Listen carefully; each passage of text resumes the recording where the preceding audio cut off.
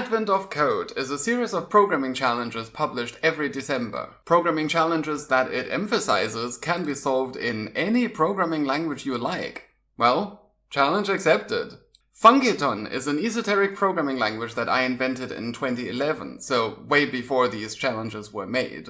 And I'm going to try to solve Advent of Code in that language. In my previous videos, I've already solved the 2 challenges for the first day, so today we're going to take a look at day 2. I'm going in completely blind, I have no idea what awaits me, I've never looked at these challenges before. Day 2, Red-Nosed Reports. The unusual data, your puzzle input, consists of many reports, 1 report per line. Each report is a list of numbers called levels that are separated by spaces. Okay. So in this case, each line contains 5 different levels. This example data contains 6 reports, each containing 5 levels. That's what I just said. The engineers are trying to figure out which reports are safe. The red-nosed reactor safety systems can only tolerate levels that are either gradually increasing or gradually decreasing. So a report only counts as safe if both of the following are true. The levels are either all increasing or all decreasing, and any 2 adjacent levels differ by at least 1. And at most 3. Okay, so 2 consecutive same values don't count, because it's neither increasing nor decreasing strictly. Right, and this one here is not safe because it goes from 1 up to 3, but then down again from 3 to 2. Okay, so all of these are unsafe, and then this one here is safe because it goes down, and this one is safe because it goes up. And this one here also goes down, but it's unsafe because 6, 2 is a decrease of 4. Okay, that makes sense. Analyze the unusual data from the engineers. How many reports are safe? Okay, I'm gonna dive right in. So the input, once again, consists of lines of text, which are separated by new lines. So I'm going to split out the new lines and get a sequence of all of the lines of text. And now it is asking us to check a criterion against every line of text, and then count how many times the criterion succeeded. So let's start by applying the filter function to find the ones that match the criterion. And of course the second argument to the filter function is a lambda expression, which will check the criterion. Okay, now I'm gonna get to that lambda expression later. Now first of all, once we have the filtered list, we really just need to count how many elements there were in it. So all I need to put here is just a count function. And then once we've obtained the count, we need to output it as a string. So the entire rest of our program is going to be inside of this lambda expression. So let's think about what that lambda expression needs to do. Well, the input to the lambda expression is going to be 1 line of text, and these are all separated by spaces. So we should probably turn that into a sequence of strings by splitting up the spaces. So to do that, I'm going to use the exact same function that I used here, except this time the separator is no longer 10, which is the new line, but instead it is 32, which is the space. Also remember that the lambda expression, which comes out here, has its input here in counterclockwise order, and then we have output 1 and output 2, but of course the filter function doesn't care about output 2, so I'm just going to put a 0 in there right now, because we don't care about it. Now let's think about what to do with this sequence. Well, we need to basically check 3 things. We need to check if it's increasing, we need to check if it's decreasing, and we need to check if it has an absolute difference of 4 anywhere in it. All 3 of these conditions pertain to the difference between 2 consecutive integers. So I think we should start by writing a function that will just take a look at every consecutive pair of elements, and we want to find the absolute difference of each of those pairs. But I think it'll be more useful for future code if we have a generic function that can do that. So I want to write a function that works kind of like the zip function in that it takes a lambda expression with 2 arguments, except that instead of operating on 2 sequences, it will operate on a single sequence and each pair of consecutive elements within that sequence. So let's scroll down a bit. So let's think about what is the first thing that the function needs to do. Well, as with most other functions that deal with sequences, we want to check if it's empty, because if we have an empty sequence, we don't want to return anything. Now, what if the sequence is almost empty, so it has 1 element? I was almost about to say that if the sequence has only 1 element, well, then we also need to return an empty sequence, so let's just return that same 0. But then I realized, what if there are more elements in the sequence? we need to pair them all up, so we need to go through the sequence using a loop, or as you would usually do in Funciton, with a recursive function. And that recursion, of course, needs a terminating condition. And what is that terminating condition? Well, again, it's an empty sequence. So I think that helper function is going to deal with the case where you have just one element and you still want to return nothing. It will just be the terminating condition the first time you run it. So what we want to call up here is just straight up that helper function, which we haven't written yet. And that helper function is going to need multiple inputs. It's going to need the element, which is going to be the head of our sequence. It's going to need the rest of the sequence, the tail. And it's going to need the function that we want to run on every pair. So it's going to take a lambda expression. Now, since I haven't written the function yet, I can decide which order to put these in. And I think I'm going to decide to just swap the head and the tail, because this is going to be more convenient geometrically. Because in order to obtain the head and the tail, well, remember that sequences are actually lambda expressions, which return the head and the tail as their two outputs. So in order to obtain the head, I need to call the sequence as a lambda expression. So let's start by putting a lambda expression call right here. And if the output down here is the head, then the next one in counterclockwise order is going to be the tail. So the tail comes out of here. And then the next one after that is the lambda expression that we're calling, which is of course the sequence. And then the next one is the input to that lambda expression. And since sequences don't use any input, we're just going to pass in 0. And it's just going to ignore that 0. Now let's quickly write a declaration box for this function. We need a function with two inputs. And the first of these inputs is going to be the sequence. And the second one is going to be the lambda expression. And since we only need the lambda expression in one place, I think it is most convenient if I put that declaration box right here. And then the sequence is going to come out of here and we can easily just connect this all up. Okay, now we need to write that helper function. Now this helper function wants to be a private function, so I'm going to add this little tag here to mark it as private. And we're going to add that little p to its name. Now this function has 3 inputs. And let's make sure we get the order right. We said that the sequence comes out of here, which means that this is the lambda, this is the input, so this is the first output, which is the head, and that is the second input here. So the head, or the element, goes in right here, and clockwise from that is what would be the tail here, so that is the rest of the sequence. I'm just going to call that S. And of course the third argument is the lambda expression. So what does this function need to do? Well, as before, we need to check if the sequence is empty. And if the sequence is indeed empty, then we don't actually care about the other two inputs, because that element now doesn't have any next element to pair it up with. So we just stop here. Now, if the sequence is not empty, well, then we need to return a lambda expression because we want to return a sequence, and every sequence is a lambda expression. So if the lambda expression goes in here, then the input to the lambda expression comes out here, but since this is a lazy sequence, we don't care about its input, so we're going to use that loop construct to silence it.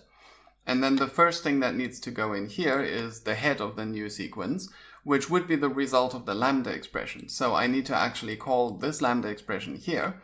But remember that we said that we're going to make that lambda expression a lambda expression with 2 inputs.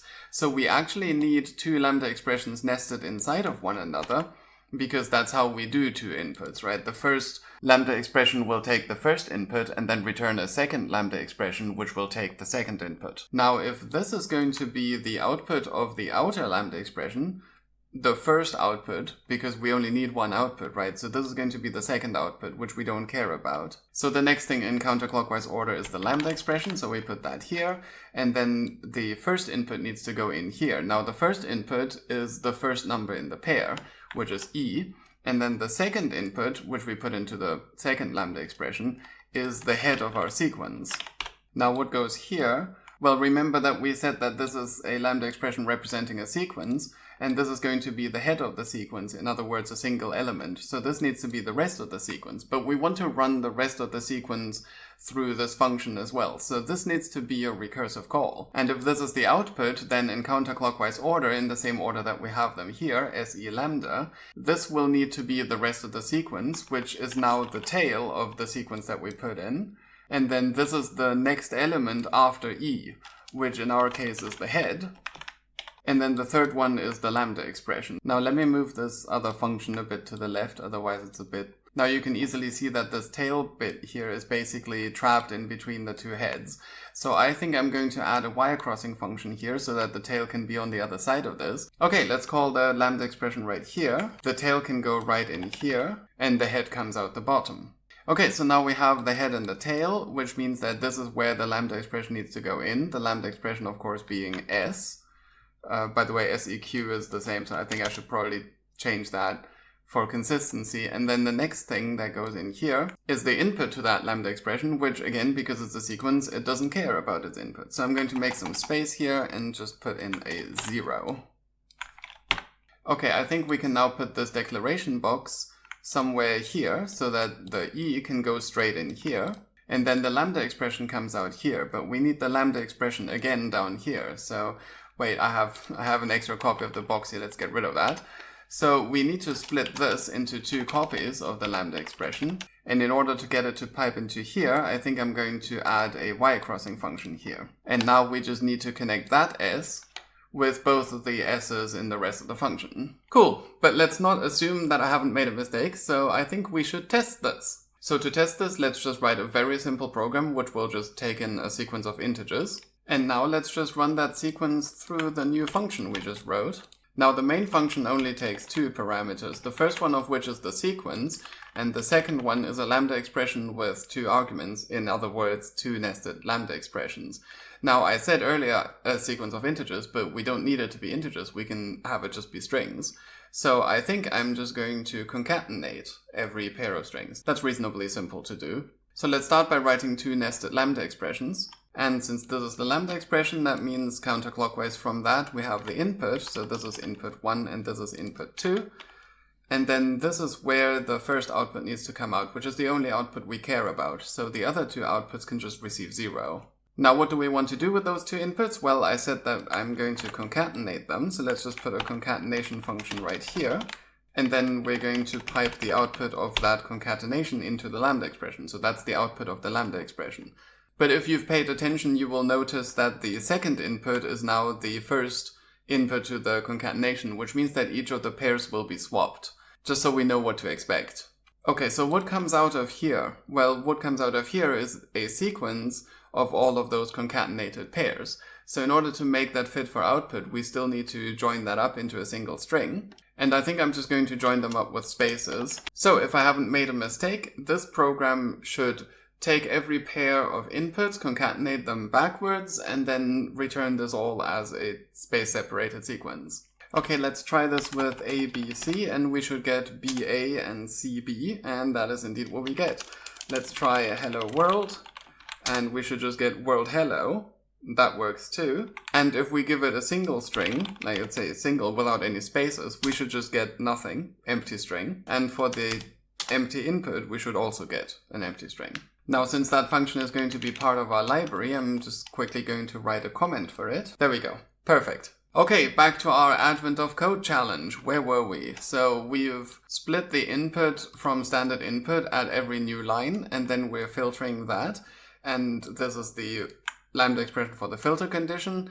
The string that comes in here is split at every space. So now we have a list of integers, and we want to just run that list of integers through the function that we just wrote. And then this is where the lambda expression needs to go in. So I'm going to put lambda expression here, but remember that it's a lambda expression with 2 inputs. So we actually need 2 boxes, 2 lambda expressions nested inside of one another.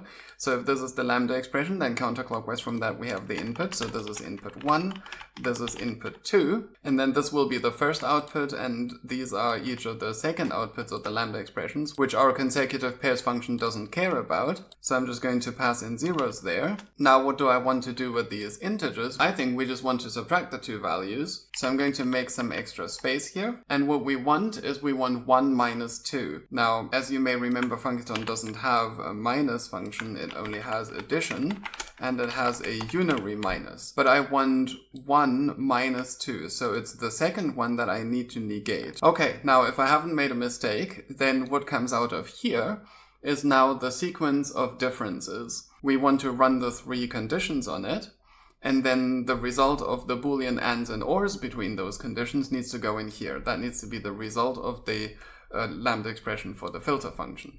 Now let's try to formulate what the condition actually is. We need to filter out everything where the difference is 4 or greater, which is the same as saying it's greater than 3 or less than negative 3. So we need all of the values to be between negative 3 and 3 inclusive. And then we need either all of them to be negative or all of them to be positive. Now I think I can combine these conditions because, well, negative is basically the same as saying that v is less than 0, but we don't want it to be more negative than negative 3. So this is actually the same as having this kind of condition. Now for positive it's kind of similar, because positive obviously means that v is greater than 0, which is the same as saying 0 is less than v. And then of course we have our upper bound less than or equal to 3. So we can get rid of this first condition and we only need to check those two. Now let me move this over to the right to make some space here. And now let's remind ourselves how we actually implement a bitwise OR, because the only thing that Funciton really knows is bitwise NAND. But you may recall that we can actually implement OR in terms of NAND by doing a bitwise NOT on each of the inputs and then applying a NAND. So we want one of these conditions to go here and the other one to go here, but each of them is a condition on all of the elements of the sequence that comes out of this P. Now fortunately I already have a function for this. Remember, I have all of the functions listed on the ESOLang's wiki page, and this one here is the function that we want. It will return true, represented by -1, if all of the elements of a sequence satisfy a given predicate. And in our case, the predicate is, of course, this condition here. So let's make some more space here. And let's write the first one first. So I want to call to this function. And since it has 2 arguments, they need to go left and right. The first argument is the sequence. Now the sequence that we want to check against comes out here, and it wants to go in here. I'm not connecting this up yet because we're going to need that sequence again for the second part later. But for now, let's put a lambda expression here, and once again we don't care about the second output of the lambda expression, so I'm going to put a 0 in there. Now back to the wiki page, if we scroll up a bit, we'll find that I actually implemented a lot of range operators here. And the one that we want is inclusive on the minimum and exclusive on the maximum, which is exactly what this middle one here does. So I'm just going to grab this character. Now to make sure that we get the order of the arguments right, let's take a look at the declaration in the library. And here it is in the library, and you will notice that it uses a greater than sign here, and then it uses a negated less than, which is of course the same as greater or equal to. But I noticed there's also this other version of the function, which is just completely exclusive, which has fewer nots. So I'm actually going to use this one because we're dealing with constants. So instead of -3 less than or equal to v, I can actually just say -4 less than v. And similarly here, instead of less than or equal to 3, I can just say less than 4. And then I'm just going to use this instead. And the order in which the function expects these arguments is, well, this is going to be the lower bound, this is the value that we're comparing, and this is the upper bound. So we want lower, then value, then upper. Now in our case, the value goes in here. So in counterclockwise order, we want this to be the lower bound, then the value, and then the upper bound. So the lower bound in our case is -4, so let me quickly put that in. And the upper bound is 0. And this needs to be the result of the lambda expression, so that line needs to go right in here. Okay, now I should just take a copy of this and just put that here on the other branch. And I'm going to make this a little bit wider so that we can pass the S through here. And this time we want this to be between 4 and 0. Okay, now let's connect up the S's. And there we go. Perfect. Now the Advent of Code page says that in this example with all of these numbers, the result should be 2. So let's run our program that we just wrote, and let's pipe in the example input for program 2, and we should get a 2, and indeed we get a 2. So now let's run it on the actual input, and it looks like I'm getting a 0, which I assume is probably not the right answer. Let me just submit that. That's not the right answer, of course not. I didn't think so. Did you spot my mistake? Feel free to pause the video here, the program is on the screen. I believe the bug is in this program, not in the consecutive pairs function that we wrote earlier. Are you back? Well, it turns out I made the exact same mistake that I made in the previous video. We are processing a list of strings, which contain integers in decimal representation, but we are dealing with the string representation. So the example works because all of the numbers in the example files are single digits. So if the difference between them is 4 or more, then the difference between the ASCII values is also 4 or more. And if the input values are increasing or decreasing, then the ASCII values are also increasing or decreasing. but the input file contains some integers with multiple digits, so it doesn't work there anymore, because now the string representation of the number 10 is way, way bigger than the number 9, even though the difference is only 1. So long story short, we need to convert these integers to strings, which we can do right here. So let's run the program again, and this time I'm going to add the measurement so that we can see how long it actually took. And it turns out it took about 9 seconds. Now let's see if the answer that I got is actually the correct answer. So I'm going to paste it right here in the website. And it says that's the right answer. You're 1 gold star closer to finding the chief historian. So we've now solved 3 challenges, and I'm already excited to find out what the second challenge on this day is. So let's find out together, shall we? In the next video.